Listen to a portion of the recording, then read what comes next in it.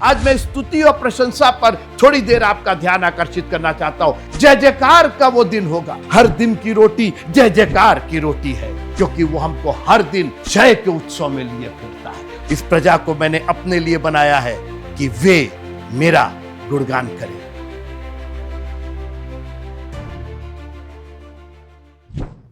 प्रभु यीशु मसीह के पवित्र, सामर्थी और अनुग्रहकारी नाम में आप सबों को जय मसीह की। मेरे और मेरे परिवार की ओर से आप सबों को जय मसीह की। गिनती की पुस्तक उसका 29वां अध्याय आज मैं आपसे बांटना चाहता हूं। मैं आपसे एक सवाल पूछता हूं। सवाल कोई ऐसा बहुत रॉकेट साइंस नहीं है। एक पंखा है, टेबल फैन है, वो हवा नहीं दे रहा, वो चल नहीं रहा, उसका पंखा नहीं घूम रहा है, उसकी मोटर नहीं घूम रही है। 1000 कोशिश आपने कर लिया, कई बार मैकेनिक को दिखाया, जितने का पंखा नहीं उतनी उसकी बनवाई लग जा रही है। क्या करिएगा? आपने हर कोशिश कर ली, वो पंखा नहीं चल रहा है। तो आप क्या करेंगे मैं नहीं जानता। मेरे से पूछिए, सीधे कबाड़ में बेचेंगे, उसको नया खरीदेंगे। अरे भाई, जब उसकी कीमत से ज्यादा उसकी बनवाई लग जा रही तो नया नहीं खरीद लेंगे। कहने का मेरा तात्पर्य कि जो चीज जिस चीज के लिए बनाई गई है, अगर वो चीज वो काम ना करे जिसके लिए वो बनाई गई है,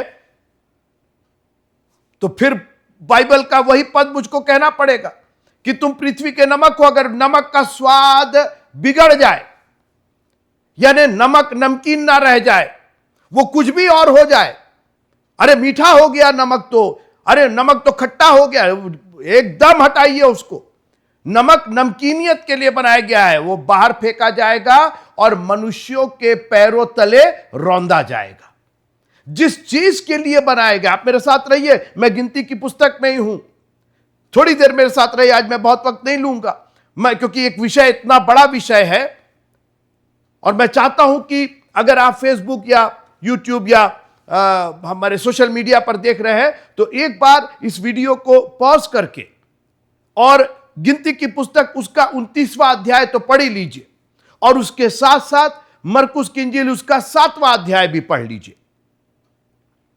अब ये 29 अध्याय हम इसके इतिहास में नहीं जाना चाहते।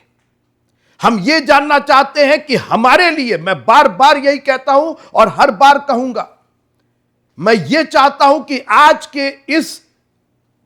आज की रोटी हमारे लिए क्या है। इसमें हमारे दिन भर की रोटी आज हमें दे। आज की आशीष चाहिए। उस पुरानी बातों से, उन वचनों से, उन हुक्मों से, ये व्यवस्था के अधीन थे, ये अनुग्रह के अधीन नहीं थे। इनको एक पुत्र नहीं दिया गया था, इनको व्यवस्था दी गई थी। मैं इस्राएलियों की बात कर रहा हूं और गिनती के पुस्तक में हूं। तो आपने जो पढ़ा, इसके अंदर इनको पर्व मनाने के लिए कहा गया। मैं फिर उस डिटेल में नहीं जाना चाहता हूं, नहीं तो आप उलझ जाएंगे। जो आज की जो आशीष है, हम आपको यह नहीं बताना चाहते कि वो इतिहास में। प्रॉब्लम यही है कि जब हम पुराना नियम पढ़ते तो हम इतिहास में चले जाते हैं। इतिहास से उतना ही लीजिए कि हमारे वर्तमान में वो काम आए, हमारे भविष्य में काम आए, हमारी पीढ़ी दर पीढ़ी को उससे आशीष मिले। और इसलिए मैं एक बिल्कुल नए दृष्टिकोण से आपको पुराने नियम की बातें समझाता हूं, क्योंकि यही मैंने परमेश्वर से यह वर मांगा था। मैंने कहा, प्रभु, ये पुराना नियम, हम तो इसी में फंस करके रह जाएंगे, हम तो पुरानियों की रीत रिवाज में ही फंस के रह जाएंगे। और आज बहुत से लोग, बहुत सी मंडलियां, बहुत से पास्टर, बहुत से कांग्रीगेशन, बहुत से ऑर्गेनाइजेशन, क्रिश्चियन ऑर्गेनाइजेशन की मैं बात कर रहा हूं, बहुत से चर्चेज पुरानियों की रीत पर ही फंसे हुए हैं। उनको आज की रोटी मिल नहीं रही है और शैतान यही चाहता कि पुरानियों की, अभी आप घबराइए नहीं, मैं ये सब परमेश्वर के वचन से ही बोल रहा हूं। तो 3 पर्व, गिनती की पुस्तक उसके 29वें अध्याय में 3 पर्व बनाने की बात हुई। तुरही फूकने का वर्ष पर्व, प्रायश्चित का दिन वो भी पर्व, डे ऑफ अटोनमेंट, और झोपड़ियों का पर्व। और ये सारे पर्व परमेश्वर की दया को स्मरण करते हुए आनंद मनाने के लिए।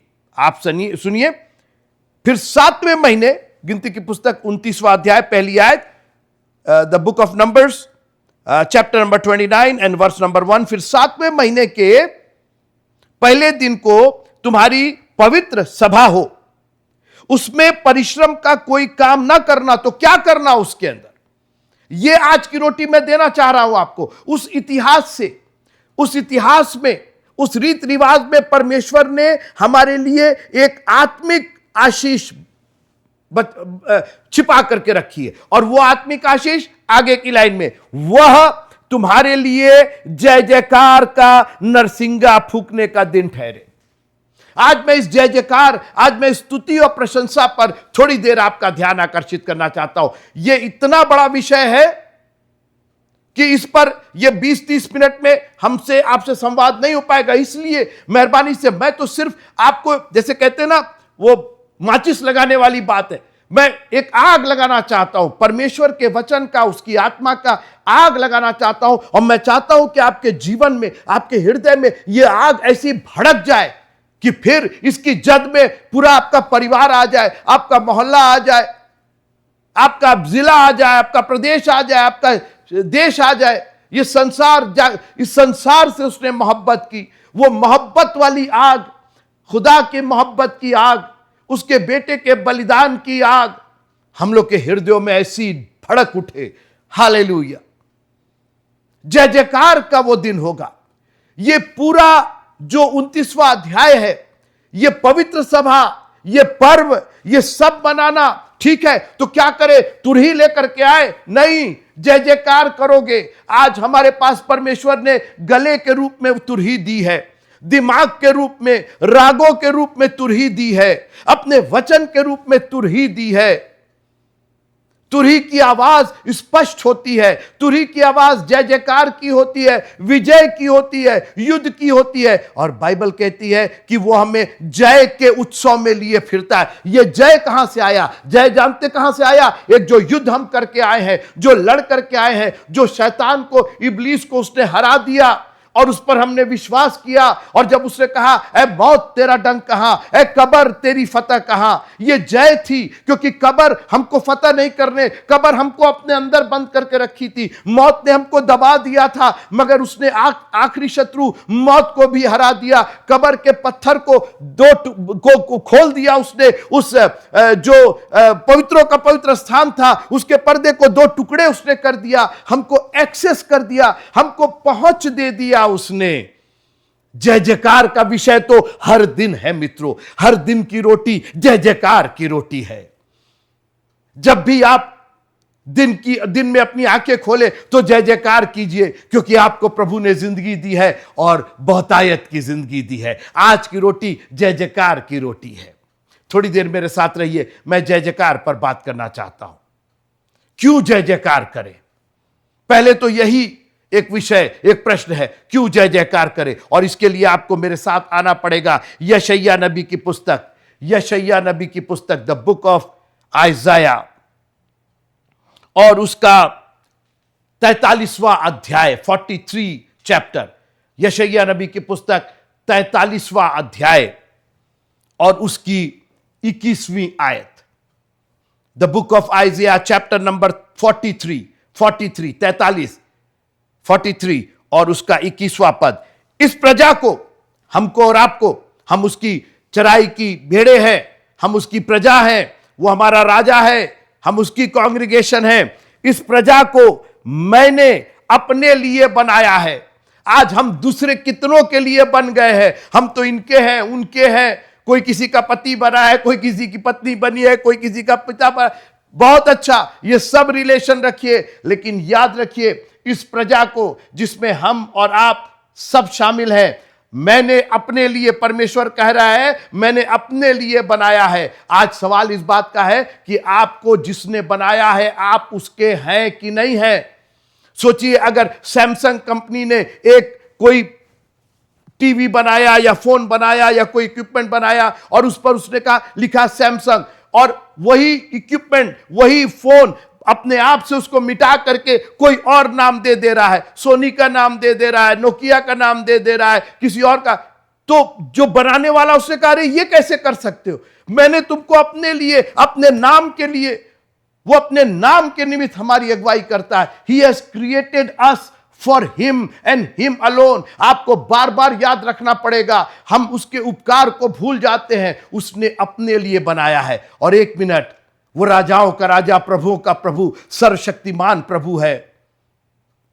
और जब राजा अपने लिए महल बनाएगा, अपने लिए कोई चीज बनाएगा, जब वो अपने इस्तेमाल के लिए कोई चीज बनाएगा, तो क्या वो 2 नंबरी बनाएगा?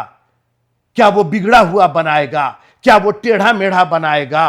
अरे जब उसको अपने लिए बनाना है, जब अपने लिए उसको इस्तेमाल करना है, तो he will make the best. वो सबसे, उससे बेहतर कुछ और होगा नहीं। क्यों? इसलिए कि उसने अपने लिए बनाया है। दूसरे के लिए बनाता तो जो भी था चलो भाई चलेगा, लेकिन जब अपने लिए, अपने ही को इस्तेमाल करना है, इसीलिए मैं बार बार कहता हूं, we are the best creation of God.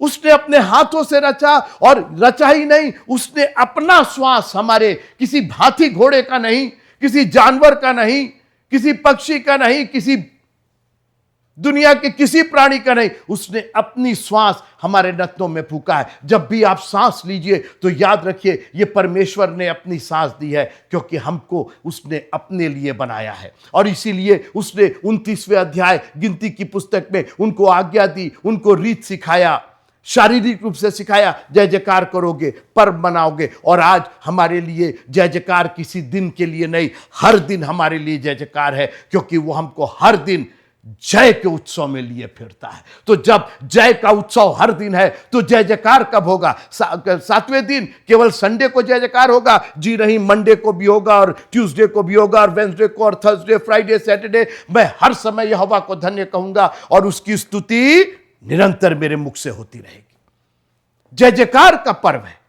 हमारा जीवन जय जयकार का है।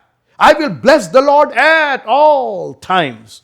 मैं हर समय यहोवा को धन्य कहूंगा, क्योंकि उसकी भलाई तो हर समय है।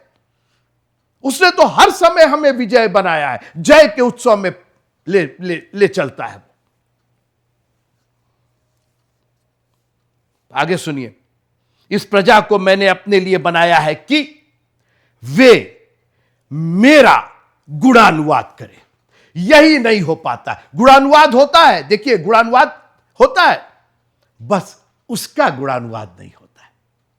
और इसीलिए अरे जब किसी का गुणानुवाद करना होता है ना, आप पहले पहुंचते हैं, 10 मिनट पहले पहुंचते हैं, आप पहले से अपने आप को तैयार करते हैं।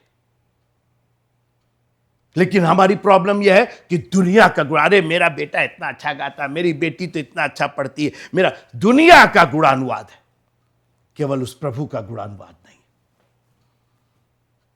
और मैंने क्या कहा था, अगर आपका पंखा वो काम नहीं कर रहा जिसके लिए बनाया गया, काहे के लिए बनाया गया? हवा देने के लिए, तो क्या होगा? कबाड़ में जाएगा, रिसाइकिल हो जाएगा, दूसरा आएगा। और कई बार परमेश्वर हमको हटा देता है। तू ना गर्म है ना ठंडा है, गुनगुना है, मैं तुझे हटा रहा हूं, मैं उगल रहा हूं तुझको। मित्रों, जीवते प्रभु के हाथ में पड़ना भयानक बात है। उसने अपने लिए बनाया है। यिर्मयाह की पुस्तक उसके 18वें अध्याय में वो कुम्हार है और हम मिट्टी हैं। उसने अपने लिए, अपनी समझ से हमारा एक बासन बनाया है। हमारा ये जीवन उसकी समझ का जीवन है, और इसलिए वही करिए जिसके लिए आप बनाए गए। इस प्रजा को मैंने अपने लिए बनाया है कि वे मेरा गुणानुवाद करें। पर्व मनाइए। गिनती की पुस्तक 29वें अध्याय की एक एक लाइन ग्रहण कीजिए आत्मिक रूप से। अब वो 7 दिन और 21 दिन और 14 दिन छोड़ दीजिए। अब हम अनुग्रह के उसमें आ गए। अब हमारे पास एक अनंत जीवन तैयार है। हम व्यवस्था के अधीन नहीं है, हम प्रभु के अनुग्रह के अधीन है, उसकी मोहब्बत के अधीन है। एक आग लगी हुई है हमारे जीवन में। I want to bless him, I want to praise him, I want to say hallelujah all the time. मैं हर समय यहोवा को धन्य कहना चाहूंगा। उसकी स्तुति निरंतर मेरे मुख से होती रहेगी। बड़ा विवाद हो गया इस पर, मैं खत्म कर रहा हूं। मरकुस की इंजील उसका 7वां अध्याय, बड़ा विवाद हो गया। गिनती की पुस्तक पर विवाद हो गया, पुराने नियम की रीत रिवाज पर विवाद हो गया। मरकुस की इंजील 7वां अध्याय और उसकी 5वीं आयत आप पढ़िएगा वैसे पूरा, लेकिन मैं 5वें पद से शुरू कर रहा हूं। मरकुस की इंजील 7वां अध्याय, the gospel according to Mark chapter number 7 and verse number 5। इसलिए उन फरीसियों और शास्त्रियों ने उससे पूछा कि तेरे चेले क्यों पुरानियों की रीत पर नहीं चलते। वहां तो पादी साहब ये होता है, जब से आप हमारे यहां तो ऐसी रीत है, हमारे यहां यही सवाल यीशु मसीह से किया गया। और हम और आप अगर आज यीशु मसीह मिल जाए तो उनसे हम लोग यही सवाल कर देना, हमारे यहां तो ये रीत है, हमारे यहां तो प्रभु भोज हर दिन होता है, पहले दिन होता है, चौथे दिन होता है, हमारे यहां की तो रीत यह है। ठीक है, सब चीज करीने से की जाए, लेकिन किसी रीत को परमेश्वर के वचन के ऊपर ना रखा जाए ना। आप सुनिएगा, इन्होंने पूछा कि तेरे चेले क्यों पुरानियों की रीत पर नहीं चलते और बिना हाथ धोए रोटी खाते हैं। अब इन्होंने कितना अच्छा प्रश्न, हम लोग की दृष्टि से तो अच्छा ही प्रश्न पूछा था। अरे भाई, पुरानियों की रीत दी गई, गिनती की पुस्तक उसके 29 अध्याय में तो लिखा ही हुआ, ये हाथ धो करके क्यों नहीं खाते। और वैसे भी हम लोग कहते हैं हाइजीन के रूप लिए, स्वच्छता के रूप के लिए हाथ धो करके तो खाना ही चाहिए। यीशु मसीह, लेकिन ये सिर्फ हाथ धोने की बात नहीं थी, ये परमेश्वर के वचन को सुपरसीड अपने तौर तरीके बना करके उन्होंने उसको समझा ही नहीं, परमेश्वर के वचन को समझा ही नहीं कि वो कहना क्या चाहता था। उन्होंने सोचा बस बाहरी रूप से वो लोटे को मांज रहे थे, तांबे को मांज रहे थे, पीतल को मांज, आज भी पूरी दुनिया यही कर ही रही है। आप देख लीजिए चारों ओर नजर उठा के, इतना रीत रिवाज, यहां पर ये बजा दो, वहां ये कर दो, यहां ये चढ़ा दो, वहां वो कर दो, केवल रीत रिवाज। मन का मैल नहीं जा रहा है, मन वही का वही है, कोई शुद्धि नहीं हो रही है, कोई पापों की क्षमा नहीं हो रही है, रीत रिवाज खूब चल रहे हैं। आगे सुनिए तो यीशु मसीह का जवाब, मैं नहीं कह रहा हूं, यीशु मसीह का जवाब सुनिए। उसने उनसे कहा कि यशायाह ने तुम कपटियों के विषय में बहुत ठीक भविष्यवाणी की है। अरे यशायाह, अभी हमने पढ़ा ना, इस प्रजा को मैंने कहां पढ़ा, यशायाह की पुस्तक में ठीक भविष्यवाणी की है। तुम कपटी हो, तुम ये हाथ धोने वाली बात नहीं है, तुमने तो पूरा सिस्टम ही बदल करके रख दिया, उद्धार को ही तुमने नेस्त नाबूद कर दिया। मैं आया आसमान से जमीन पर, चरनी में मैं पैदा हुआ, नम्र और दीन होकर के, क्यों? बलिदान देने के लिए, रीत रिवाज के लिए नहीं। और अक्सर लोग पूछते, वो जो चोर था, वो जो दाहिनी तरफ था, उसने तो बपतिस्मा नहीं लिया, उसका तो कन्फर्मेशन नहीं हुआ, उसका तो मेंबरशिप नहीं था, वो कैसे स्वर्ग में चला गया? रीत रिवाज से नहीं, उसके बलिदान के द्वारा। जो कोई उस पर विश्वास करे, जो कोई रीत रिवाज करे नहीं, जो कोई उस पर विश्वास करे, वो नाश ना हो परंतु अनंत जीवन पाए। आप रीत रिवाज करते ही रह जाएंगे और अपने रीत रिवाज में ही मर जाएंगे। आगे सुनिए कि ये लोग होठों से तो मेरा आदर करते हैं, पर उनका मन मुझसे दूर रहता है। सारा खेल यही है। हम नए नियम के पुस्तक के लोग हैं मित्रों, हम लोग मन के लोग हैं, मन के। वो मन पर दृष्टि करता है। शरीर है, लेकिन शरीर के अंदर मन। क्या तुम नहीं जानते कि तुम्हारा शरीर परमेश्वर का मंदिर है, परमेश्वर का आत्मा तुम में वास करता है।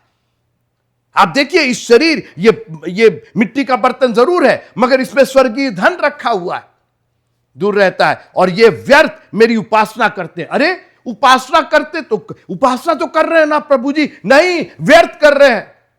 इनकी दुआ का कोई मतलब नहीं, इनके चर्च का कोई मतलब नहीं, इनकी चर्च सर्विस का कोई मतलब नहीं, इनके कन्वेंशन का कोई मतलब नहीं। मैं नहीं कह रहा हूं, प्रभु ने कहा कि उपासना तो कर रहे हो, लेकिन व्यर्थ कर रहे हो। बात समझिए आप, उपासना से प्रॉब्लम नहीं, लेकिन व्यर्थ की उपासना हो रही है ना। आगे सुनिए, क्योंकि मनुष्यों की आज्ञाओं को धर्मोपदेश करके सिखाते हो।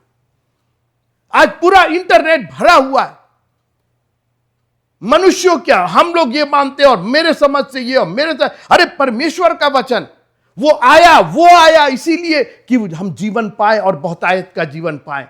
हमारी बुद्धि से नहीं, हमारे ज्ञान से नहीं, परमेश्वर के उस अद्भुत वचन से। क्योंकि तुम परमेश्वर की आज्ञा को टालकर मनुष्यों की रीतियों को मानते हो। अब सुनिए, आप रीत की ही तो प्रॉब्लम। तो क्या होता है ना, फिर धन्यवाद जो अंदर से निकलना चाहिए वो जबरदस्ती वाला, रीत रिवाज वाला धन्यवाद रह जाता है, वो व्यर्थ हो जाता है। मित्रों, हम आदर कर रहे हैं लेकिन दिल के अंदर आदर नहीं है, मन से आदर नहीं है, मन से स्तुति और प्रशंसा नहीं है। और उसने उनसे कहा, तुम अपनी रीतियों को मानने के लिए परमेश्वर की आज्ञा कैसे अच्छी तरीके से टाल देते हो। अरे ठीक है, प्रभु ने कहा है, लेकिन अब देखिए चर्च चला रहे तो चर्च में कुछ रीत रिवाज रहेगा ना। मैं आपसे निवेदन करना चाहता हूं मित्रों, छोड़ दीजिए सारे रीत रिवाज और प्रभु के वचन पर इतने मगन हो जाइए। और देखिए, जब आप स्तुति और प्रशंसा करते हैं तो जानते क्या होता है, आप में नम्रता और दीनता आती है। आपको मालूम है कि आपकी वजह से नहीं, अगले की, जब आप किसी की प्रशंसा करते, जब प्रभु की प्रशंसा करते तो आप घटते चले जाते हैं और वो बढ़ता चला जाता है। जब आप प्रशंसा करते हैं तो ये दिखाते हैं कि आपका आराध्य, आपका निशाना वो है जिसकी आप प्रशंसा कर रहे हैं। आपको प्रशंसा करनी है ताकि आपके दुश्मन को पता चले कि who do I belong to, हम हैं किसके। जब तू प्रार्थना करे तो इस तरह से प्रार्थना करे, ऐ हमारे पिता तू जो आसमान में है। बताइए अपने शत्रु को हमारा पिता है और वो आसमान में रहता है। तुम लोग जो धरती पर जो क्या क्या कर रहे हो वो आसमान से, यीशु मसीह ने क्या कहा पत्रस से, रख अपनी तलवार, मैं अपने पिता से विनती करूं वो आसमान से, आसमान के झरोके। मित्रों, वो संसार, अब आसमान ही जब खुल जाएगा तो धरती क्या करेगी? धरती की क्या हिम्मत है? धरती तो उसके पांव की चौकी है, वो सिंहासन है उसका। ऐ हमारे पिता तू जो आसमान में है, ये प्रशंसा करिए, तेरा नाम पवित्र है, पवित्र माना जाए, तेरा राज्य आए, तेरी इच्छा जैसे स्वर्ग में पूरी होती जमीन पर। प्रशंसा ही प्रशंसा। आप घटते चले जाएंगे, वो बढ़ता चला जाएगा। शत्रु जान जाएंगे कि आप किसके हैं। आपको मालूम है, जब पार्टियां आती हैं तो नारे लगते हैं और लोग पता चलता है, अच्छा ये फलानी पार्टी का नाम ले रहा है, उसका जय जयकार कर रहा है, उसका जय कर रहा है, ये उसी को बिलोंग करता है, ये उसी पार्टी का कार्यकर्ता है। जब आप प्रभु का नाम लेकर के और उसका नाम लेके जय जयकार करते हैं, आपके शत्रु को, उस अंधकार की शक्तियों को, उन ईवल ताकतों को पता चल जाता है, अरे भैया ये तो प्रभु का कार्यकर्ता है, ये तो उसका बेटा और बेटी है, ये तो उसके राज्य का निवासी है, हम इसको कहां से छू सकते हैं। आज से अपने हाथों को उठा करके स्तुति और प्रशंसा करना शुरू कर दीजिए। इस प्रजा को मैंने अपने लिए बनाया है कि वे मेरा गुणगान करें। दुनिया का गुणगान छोड़ करके अपने प्रभु का भजन गाना शुरू कीजिए और कहिए, स्तुति प्रशंसा ऊपर जाती है, आशीषें लेकर के नीचे आती है। प्रभु आप सबको बड़ी आशीष दे और मेरी यही दुआ है कि आप अपने आखिरी सांस तक जिसने आपको बनाया है उसका गुणानुवाद करते रहे। जय मसीह।